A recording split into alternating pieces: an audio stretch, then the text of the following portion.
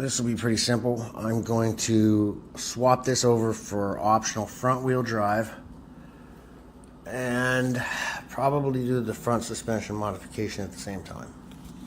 So this is going to be super easy. These bolts aren't super long. They come out really nice. They didn't over torque them or anything.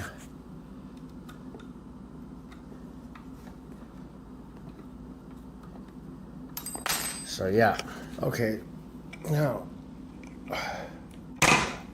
let's open her up. Nice. Those come from the Boss's, the Good Factory.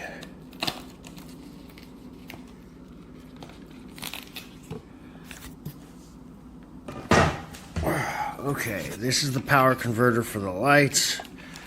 These are the controllers. Now, I think what I'm going to do so I have room to work with, unplug the battery and pull it out.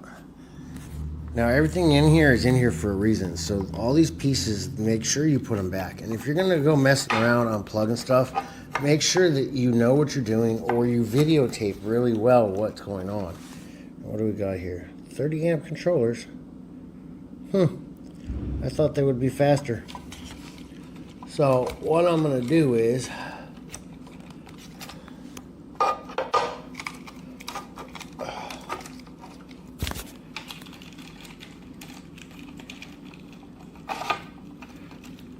locate the motor wires. We got one here. And we got one here. So that's a bummer.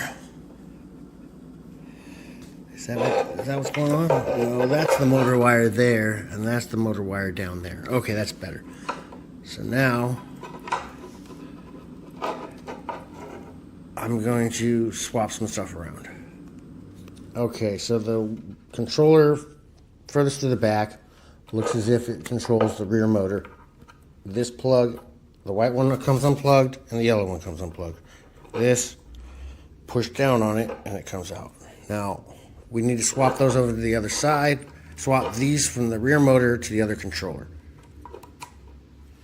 Okay, now for the front one, because we want to do the conversion, there's little grooves that hold that in place. I popped the bottoms of the grooves off. They're here. They're on the bottom of this. You cut them with a knife carefully. Then this slides down. This doesn't come up. This comes down. After that, we're going to heat it up with a solder gun, and we're going to move the green and blue wires to the opposite spots. Now that I've got that down, I put a healthy amount solder paste on there so that it'll heat up easier. And I'll just do it quickly so that it doesn't make a mess.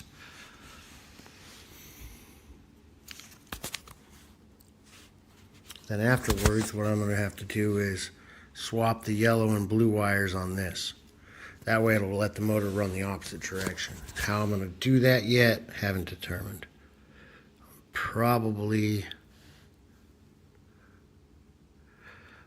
just going to cut them and solder them, because it doesn't look like getting that head off is going to be fun.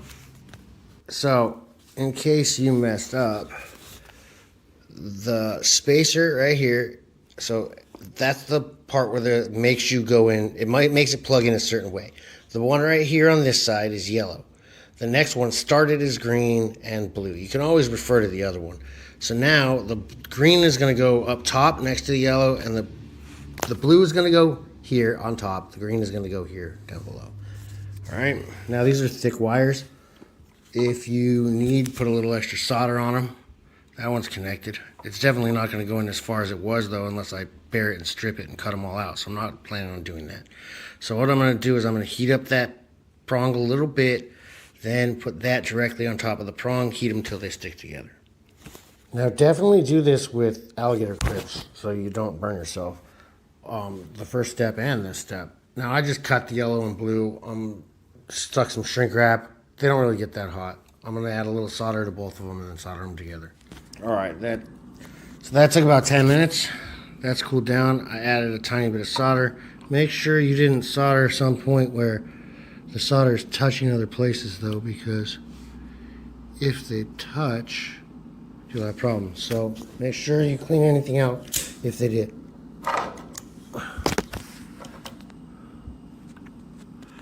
Okay, that was just solder paste. I'm good.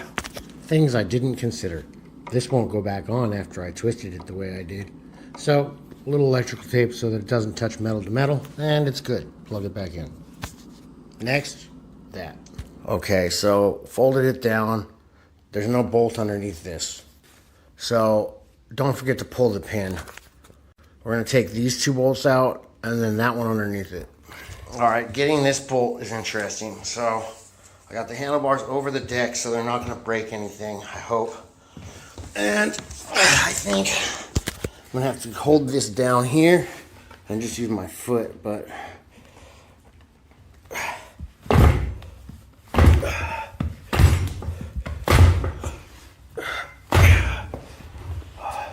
yeah, it's moving. All right, so hold it firm and give it one good kick, but try and follow through on your kick. Don't let it bounce and recoil. At that point, put it on its side so that it doesn't have weight trying to hold it together.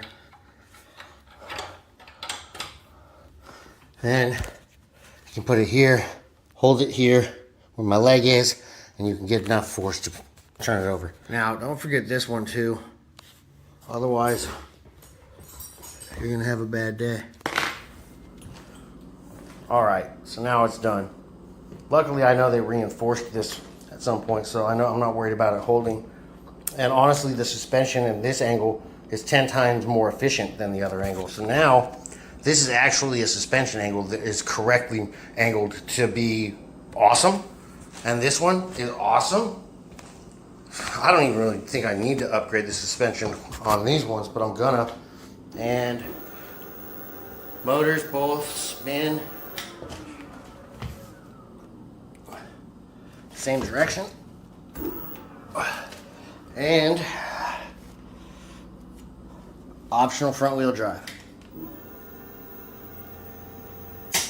Like a boss.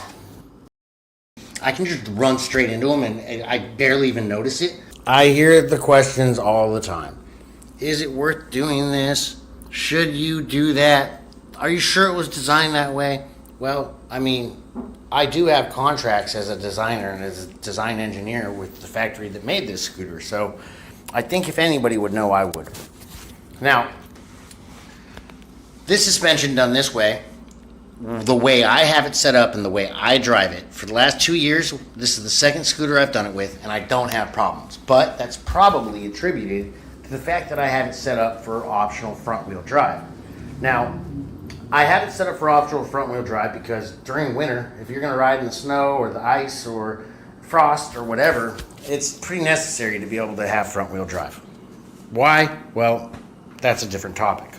Now, because I have it with optional front wheel drive, when I take turns, I can take turns much tighter because I can accelerate through them and the scooter is turning with the motor. So where the motor points, the rest of the scooter follows. So because I can accelerate through turns, I downshift when I come into turns. So when I first turn this thing on, I always turn it on in first gear. Whenever I come up the turns, I downshift into first gear, sometimes second, and then I accelerate through the turn and gear back up as I go.